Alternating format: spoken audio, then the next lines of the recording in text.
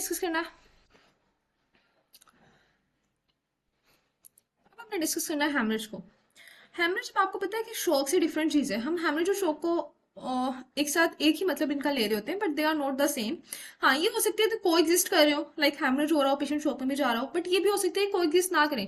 Like अगर किसी हो सकता है किसी पर्सन को हेमरेज हो रहा हो बट अभी वो शॉक में ना गया हो, और हो सकता है कोई पर्सन शॉक में हो बट वो हेमरेज ना हुआ हो, उसको शॉक का कॉज कोई और हो और हेमरेज जब उसका रुक चुका हो। इसीलिए हमें हेमरेज और शॉक की रेसिसिटेशन को अलग से समझना है। हमें ये समझना है कि अगर कोई पेशेंट हमारे पास हेमरेज के साथ आया है तो उसका ट्रीटमेंट क्या होगा, और अगर कोई पेशेंट हमारे पास स्ट्रोक के साथ आया है बट वो भी ब्लीड नहीं कर रहा तो उसको हमारी अप्रोच क्या होगी। ठीक है, पहले वो बताता है कि ये समझना इसलिए जरूरी है क्योंकि रिससिटेशन बहुत डिफरेंट है दोनों केसेस में। वो वाला पेशेंट जो अभी एक्टिवली ब्लीड कर रहा है उसमें हमारा मेन फोकस यही होगा कि उसकी ब्लीडिंग को रोकना है, जो उसका ऑनगोइंग हैमरेज है उसको स्टॉप करना है। और वो वाला पेशेंट जो ब्लीड नहीं कर रहा, ठीक है, जो पेशेंट ब्लीड कर रहा है उसमें प्रायोरिटी क्या होगी, स्टॉप द ब्लीडिंग। बट वो वाला पेशेंट जो ब्लीड नहीं कर रहा उनमें हमारा एम क्या होगा कि हमने एंड ऑर्गन परफ्यूजन को मेंटेन करना है। हमारी प्रायोरिटी शिफ्ट हो जाती है कि हमने अब उसको इनफ रिससिटेशन देनी है कि उसकी परफ्यूजन मेंटेन हो, रीगेन हो जाए। ठीक है, अच्छा, हेमरेज को हमने कहा ट्रीट। हेमरेज को ट्रीट कैसे करते हैं, ब्लीडिंग को रेस्ट करते हैं और जो है ना वो फ्लूइड रिससिटेशन जिसको ट्रीट नहीं करते। अगर आपके पास कोई पेशेंट आए ना उसका ऑनगोइंग हेमरेज हो रहा है, आप उसको फ्लूइड रिससिटेशन करते जा रहे हो करते जा रहे हो, इससे हेमरेज ठीक तो नहीं होगा, हेमरेज वर्सन हो जाएगा जब तक आप उस ब्लीडिंग पॉइंट को नहीं रोकोगे, अगर चाहे वो कंसील्ड हेमरेज ही क्यों ना हो, वर्सन हो जाएगा। क्योंकि एक तो जब आप उसको रिससिटेट करोगे, एक तो उसको कोएगुलोपैथी उसकी ज्यादा हो जाएगी, डाइल्यूशनल कोएगुलोपैथी। एक तो उसको वैसे ट्रोमेटिक कोएगुलोपैथी थी, वो यहाँ पर ट्रोमेटिक कोएगुलोपैथी का जिक्र करते हैं, एक्यूट ट्रोमेटिक कोएगुलोपैथी।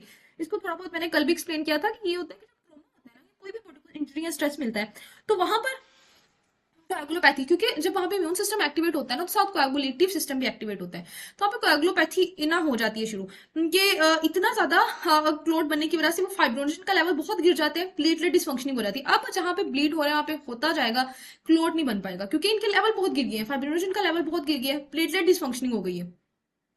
अच्छा, उस इसीलिए जब भी आपके पास पेशेंट आएगा ब्लीडिंग के साथ, आपने उसको ट्रानेक्सामिक एसिड देना होता है, क्योंकि ट्रानेक्सामिक एसिड जो है ना एंटी फिब्रिनोलिटिक है, ये फाइब्रिनोलाइसिस को रोकेगा। दूसरा काम क्या होगा, दूसरा काम ये होगा कि जब आप उसको इनफ रेसिसिटेट करोगे ना और ब्लीडिंग को नहीं रोकोगे तो उसमें हाइपोथर्मिया वर्सन हो जाएगा, क्योंकि जब पेशेंट शॉक में होता है ना उसमें पहले ही हाइपोथर्मिया होता है, क्योंकि जब उसके मसल को परफ्यूजन नहीं मिली होती तो उसके मसल जो है ना वो मेटाबॉलिज्म नहीं कर रहे होते, हीट जनरेट नहीं कर रहे होते। आप फर्दर उसको फ्लूइड दे रहे हो, उसका हाइपोथर्मिया वर्सन हो जाएगा, इसलिए वार्म फ्लूइड देने चाहिए पेशेंट को और पहले उसका ब्लीडिंग पॉइंट रोकना है। अगर ये व्हील्ड एंड कंसील्ड हेमरेज की सारी डेफिनेशन है ये आपने डॉगर में की हुई है। एक चीज जरा देख लें कि कंसील्ड हेमरेज हमें सिर्फ ट्रोमा से रिलेटेड पता है कि चेस्ट में होगा, एब्डोमेन में होगा, पेल्विस में होगा। नॉन ट्रोमेटिक कंसील्ड हेमरेज भी हो सकता है, आपका एमसीक्यू आ सकता है। तो नॉन ट्रोमेटिक कंसील्ड हेमरेज होता है जैसे occult GI bleeding, GI bleeding हो रही है जो नजर नहीं आ रही, माइक्रोस्कोप पे नजर आ सकती है, ग्रोस नहीं नजर नहीं आ रही बट वो हैमरेज तो है ना, और रप्चर्ड एओर्टिक एन्युरिज्म, ये वो वाले हैं जो नॉन ट्रोमेटिक कंसील्ड हैमरेज है। प्राइमरी रिएक्शन सेकेंडरी आप लोगों को पता है।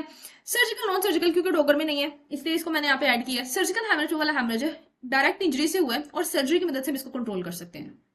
ठीक है, सर्जरी कंट्रोल कर सकते हैं, एंजियो एम्बोलाइजेशन कर दें या वैसल को लाइगेट कर दें या कुछ कर दें, हम उसको कंट्रोल कर सकते हैं, सूचर्स लगा दें ब्लीडिंग पॉइंट पे। नॉन सर्जिकल हैमरेज वो है जो जनरली सरफेस से ब्लीडिंग हो रही है, म्यूकोजल सरफेस से हो रही है, कोएगुलोपैथी की वजह से, क्लोटिंग फैक्टर ना होने की वजह से। इसको आप सर्जरी से कंट्रोल नहीं कर सकते, इसमें आपको ट्रांसफ्यूजन नहीं देनी पड़ेगी, वो जो कोएगुलोपैथी है उसको ठीक ही करना पड़ेगा, करेक्शन करनी पड़ेगी कोएगुलेशन एब्नॉर्मलिटी की। हाँ, पैकिंग आप कर सकते हो इसमें, लेकिन सर्जरी इसमें आपको और किसी तरह रोल प्ले नहीं कर सकती, तो वो सर्जिकल नॉन सर्जिकल हैमरेज हो गया। अच्छा, अब कह रहे हैं कि कैसे डायग्नोस कर सकते हो कि पेशेंट स्टिल एक्टिवली ब्लीडिंग। हो सकता है ना कि आपको विजिबल हैमरेज ना मिले, रिवील्ड हैमरेज ना हो, कंसील्ड हैमरेज हो, इस चीज का आइडिया होगा आपको। आइडिया होगा कि जब पेशेंट आपके पास आएगा आप फौरन से उसको फ्लूइड देना शुरू करोगे। नो डाउट आपने अभी उसको जो है ना वो इतने ज्यादा फ्लूइड नहीं देने, बट आप उसको रिससिटेट करना शुरू तो करोगे ना, फर्स्ट स्टेप तो आपको ये होगा, फिर आप देखोगे कि वो रिस्पॉन्ड कर रहा है क्या फ्लूइड को।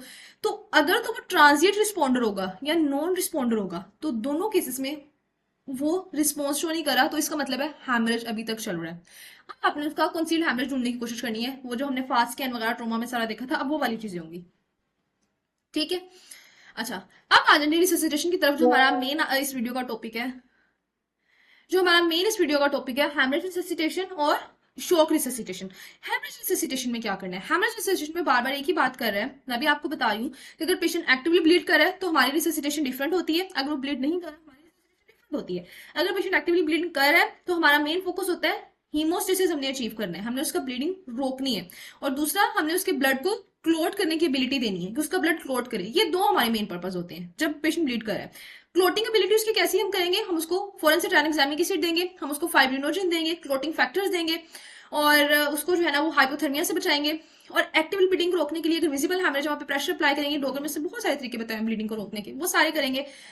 कंसील्ड हेमरेज है तो हम उसका फास्ट स्कैन करेंगे, और अनस्टेबल है पेशेंट तो फोरेंसिक लैप्रोटमी करेंगे, ताकि अगर स्प्लीन ब्लीड करिए स्प्लीन को निकाल दें, लीवर ब्लीड कर रहा है तो हम डिफरेंट मैनूवर्स अप्लाई करें, किडनी ब्लीड कर रहा है तो किडनी को मैनेज करें, मतलब हम कुछ भी ऐसा करें कि ब्लीडिंग रुक जाए। ठीक है, ये हमारा मेन होगा अगर पेशेंट ब्लीड कर रहा है। अगर पेशेंट एक्टिवली ब्लीड नहीं कर रहा, अब हमारा रिससिटेशन का एम होगा कि शॉक की स्टेट को करेक्ट करना है और एंड ऑर्गन की परफ्यूजन को रिस्टोर करना है। तो ये दो दो लाइनें इसी तरह से याद कर लें कि जब ब्लीड कर रहा है तब क्लोटिंग को एबिलिटी को ठीक करना है और हीमोस्टेसिस लेकर आना है। जब ब्लीड नहीं कर रहा तब शॉक को करेक्ट करना है और परफ्यूजन को रिस्टोर करना है। चले, सबसे पहला स्टेप, अब आप ये फैसला कैसे करोगे कि पेशेंट ब्लीड कर रहा है या नहीं कर रहा? पहले तो ये फैसला लेना है ना, फिर आप सोचोगे मैंने ये प्लान फॉलो करना है या बी प्लान। तो सबसे पहले हेमरेज को आइडेंटिफाई करना है। आपको सामने भी नजर आ सकता है, सामने नजर नहीं आ रहा तो वो कह रहे हैं आप उसको डिफरेंट इन्वेस्टिगेशन करोगे, ठीक है, फास्ट स्कैन करोगे, एक्सरे, ये वाली चीजें करोगे। अच्छा, अब उसने एक बात की है कि आप ना हेमरेज की, अब हेमरेज को मैनेज करना है हमने, तो हम ना ये देखने की कोशिश करते हैं कि हेमरेज की साइट कौन सी है। अब हमारा हेमरेज की साइट देखने का मतलब नहीं कि हमें एग्जैक्टली वो पॉइंट पता चले जहां से ब्लीडिंग हो रही है। हमारा हेमरेज की साइट आइडेंटिफाई करने का ना एक और मकसद होता है, हम देखना चाहते हैं हमारा नेक्स्ट स्टेप क्या होगा। क्या अगर हेमरेज जो है वो एब्डोमेन में हो रहा है तो हमें लेप्रोटमी करनी पड़ेगी। हेमरेज जो है वो अगर जीआईटी से हो रहा है, पेप्टिक अल्सर ब्लीड कर रहे हैं, तो हमें एंडोस्कोपी से उसको कंट्रोल करना पड़ेगा। वायरसेस ब्लीड कर रहे हैं तो हमें एंडोस्कोपी, मतलब हम अपना नेक्स्ट स्टेप जानने के लिए साइट को ढूंढ रहे होते हैं। ठीक है, नेक्स्ट स्टेप के लिए चले, वो कह रहे हैं आपको ये हिंट जो है ना, ये क्लू जो है ना, वो उसकी हिस्ट्री में एग्जामिनेशन में भी मिल जाएंगे। लाइक अगर पेशेंट आपके पास आया और उसकी फैमिली आपको हिस्ट्री दे रही है, पेशेंट शॉक में है, ये आपको पता चल गया, ये आपको नहीं पता चला ये ब्लीड कहाँ से इसका हुआ है, तो उसकी फैमिली आपको हिस्ट्री दे रही है कि इसको पेप्टिक अल्सर्स थे, तो आपको माइंड आएगा ना कि पेप्टिक अल्सर ब्लीड हो सकते हैं। इस तरह से हिस्ट्री एग्जामिनेशन से आपको पॉइंट मिल सकते हैं। ठीक है, तो मेन आपका क्या है, आइडेंटिफाई द हेमरेज। दूसरा स्टेप, वो कह रहे हैं हमने ना डैमेज कंट्रोल रिससिटेशन को इसीलिए इंट्रोड्यूस करवाया क्योंकि हमारा मेन पर्पस ये था कि the person who is still bleeding, ठीक है, जिसमें ऑनगोइंग ब्लीडिंग चल रही है, उसमें सिर्फ डैमेज कंट्रोल रिससिटेशन अप्लाई होता है। जो अभी नहीं ब्लीड करे उनमें ये अप्लाई नहीं होगा। ठीक है, होना इसमें क्या होता है आप लोगों को बताइए, इसमें चार चीजें होती हैं। Rapid haemorrhage control, permissive hypotension, यानी हम थोड़ी देर तक, जैसे मैंने ट्रोमा के पेशेंट में बताया था चैप्टर में, हम थोड़ी देर तक 70 to 90 तक की बीपी रखते हैं। डायल्यूशन को एग्लोपैथी को अवॉइड करते हैं। डायल्यूशन को एग्लोपैथी को अवॉइड करने का मतलब है कि पेशेंट को क्रिस्टलोइड नहीं देते हैं ना, बैलेंस ट्रांसफ्यूजन देनी है 1:1:1।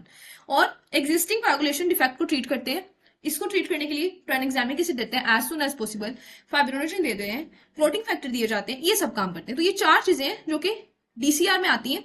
तो आपने हेमरेज रिससिटेशन को, अगर पेपर में क्वेश्चन आ रहा था, आपने कैसे अटेम्प्ट करना है? पहले आपने लिखना है कि हमारे पास दो प्लान है, प्लान ए एंड बी, फिर आपने लिखना है कि हम हेमरेज को आइडेंटिफाई करेंगे, फिर आपने लिखना है हम डीसीआर अप्लाई करेंगे। ठीक है, चलिए उसके बाद हम करेंगे जी रैपिड हेमरेज कंट्रोल। अब ये भी डॉगर पे लिखा हुआ है बहुत अच्छे से, वो जो इतनी सारी टेक्निक्स बताएंगे।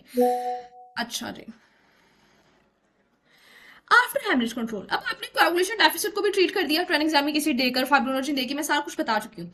अब हेमरेज हो गया जी कंट्रोल, आपने किसी भी तरह से जो भी आपके पास मेथड थे हेमरेज को कंट्रोल कर लिया। अब नेक्स्ट स्टेप क्या होगा? नेक्स्ट स्टेप होगा जी पेशेंट को रिससिटेट करें। यहाँ से जो मैनेजमेंट है ना, फिर शॉक की मैनेजमेंट ऐसी ही हो जाती है कि पेशेंट को रिससिटेट करें। तो हेमरेज में मैं आपको स्टेप्स रिवाइज कराती हूँ। मुझे पता है ये थोड़ा सा ना कंफ्यूजिंग है, जनरल सर्जरी सारी वैसे बहुत कंफ्यूजिंग है, लेकिन इसको इस तरह से रिवाइज करेंगे तो हमें याद रहेगा। लाइक हमने सबसे पहले देखा कि आइडेंटिफाई, आपका पहले कि आइडेंटिफाई करें साइट ऑफ हेमरेज, और साइट ऑफ हेमरेज को हम इसलिए आइडेंटिफाई करें ताकि हम अपना नेक्स्ट स्टेप देख सकें कि हमें नेक्स्ट क्या करना है। दूसरा हमारा काम क्या होगा कि हमने डीसीआर अप्लाई करना है। जब हमें समझ आ गया कि पेशेंट ब्लीड कर रहा है तो हमने डीसीआर की तरफ चले जाना है। डीसीआर का मतलब है हमें उसको इतना रिससिटेट नहीं करना कि उसका बीपी बहुत हाई हो जाए।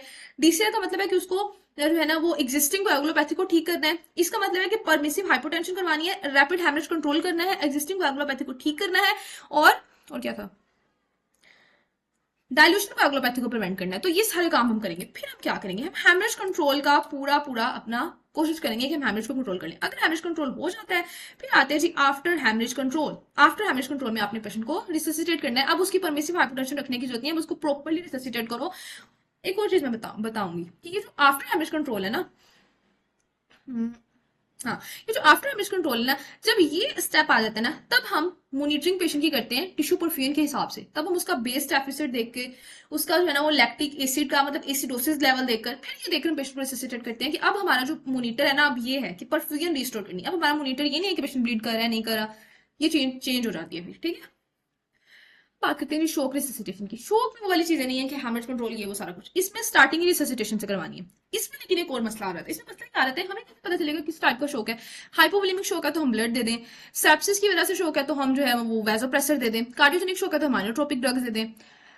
हमें कैसे पता चलेगा शोक कौन सा है? तो हिस्ट्री से एग्जामिनेशन से समझ आ जाती है चीजों की।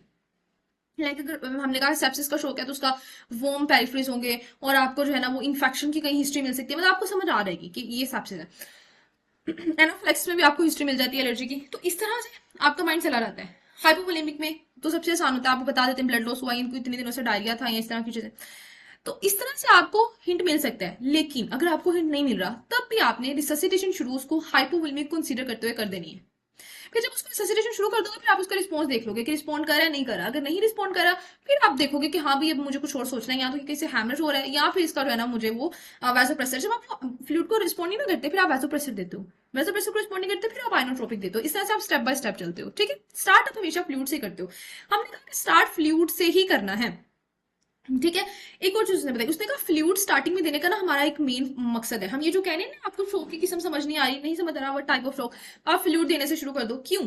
हमारा मकसद ये है कि अगर ये शौक लेट्स कार्डियोजेनिक भी हुआ ना, अगर ये सेप्टिक भी हुआ, तो हम पेशेंट को डायरेक्टली वैसोप्रेसर आयोट्रोपिक ड्रग्स नहीं दे सकते। क्योंकि अगर हम हार्ट, अगर जो है ना वो आपको पता है कि हाइपोवोलेमिया कहीं ना कहीं जाके बाकी शौक का एक पार्ट बन जाता है।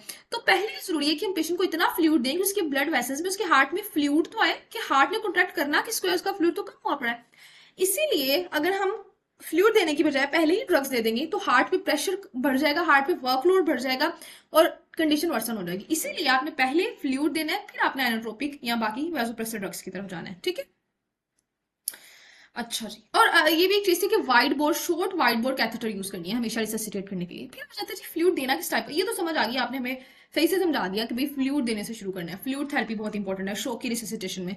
लेकिन कौन से टाइप का फ्लूइड दें? वो कह रहे हैं आप क्रिस्टलोइड भी दे सकते हो, कोलोइड भी दे सकते हो। एसिड दोनों में इतना डिफरेंस नहीं देखा गया, बट हम क्रिस्टलोइड को प्रेफर करते हैं क्योंकि ये ज्यादा मतलब ये चीप होते हैं और इनके साइड इफेक्ट भी कम होते हैं, तो हम प्रेफर इनको करते हैं। बट एसिड रिजल्ट में डिफरेंस नहीं कोई आता दोनों के शॉक की कंडीशन में। अब कह रहे हैं कि आपने ना वो वाली चीज पेशेंट को देनी है जो उसका लॉस हुआ है। अगर उसका ब्लड लॉस हुआ है तो उसको ब्लड देना है। अगर कोई और टाइप का शौक है, फिर आप उसको रिससिटेट करने के लिए ब्लड नहीं दोगे, फिर आप उसको क्रिस्टलोइड्स दे दोगे, इलेक्ट्रोलाइट सप्लीमेंटेशन कर दोगे, ठीक है। और उससे वो रिससिटेट हो जाएगा, फिर आप उसको फर्दर शौक के हिसाब से वैसोप्रेसर या एनाट्रोपिक जो आपने देने हैं वो दोगे। अब आगे बात आती है जी, हम बार बार वैसोप्रेसर एनाट्रोपिक की बात करें, अब उनको देख लेते हैं। वैसोप्रेसर एनाट्रोपिक थेरेपी हम देते हैं जब वो मसला हो कार्डियोजेनिक या कौन सा सेप्टिक, ठीक है। वो कह रहे हैं फर्स्ट टाइम थेरेपी नहीं होती। वैसोप्रेसर में बातें फिनाइलएपिनेफ्रिन, नोरेड्रेनालिन, एड्रेनालिन मतलब कैटोकोलामीन आ जाते हैं। सेप्सिस में ये बहुत इंपॉर्टेंट रोल प्ले करते हैं, क्योंकि वैसोडाइलेशन हुई तो नहीं जाके वैसो कंस्ट्रक्शन करवाते हैं। अगर ये हमने पेशेंट को दिए, पेशेंट रिस्पॉन्ड ना करे, तो वैसोप्रेसिन भी दे सकते हैं। वैसोप्रेसिन एक अल्टरनेटिव है, ठीक है। अच्छा, उसके बाद कार्डियोजेनिक शॉक में, अब इसमें वैसोप्रेसर का रोल नहीं होता, इसमें आइनोट्रोपिक का होता है, क्योंकि इसमें अपने हार्ट को कॉन्ट्रैक्ट करवाना होता है। इसमें डोब्यूटामिन हमारी एजेंट ऑफ चॉइस है।